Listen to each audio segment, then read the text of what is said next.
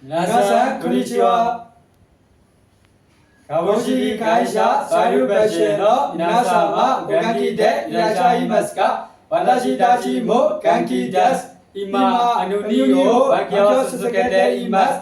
どうぞよろしくお願いします。月曜日から金曜日まで友達と一緒に掃除をしたり、体操をしたりしました。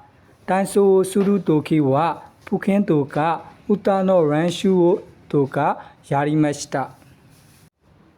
私たちに COE の有効期間まで待ってくれた皆様に心から感謝しております。それで日本に仕事をよくできるように毎日体がもっと強くなるように体操にも頑張ってやっています。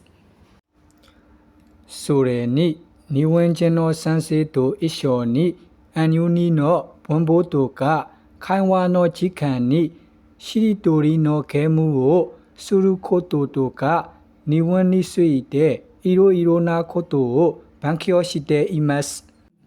今月は私たちの国にお祭りがあります。その祭りに私は彼女と一緒に遊んでとても楽しかったです。面接にこの会社でずっと働くと彼女を呼べると言いましたから仕事を一生懸命頑張って彼女を呼ぶと決めておきます。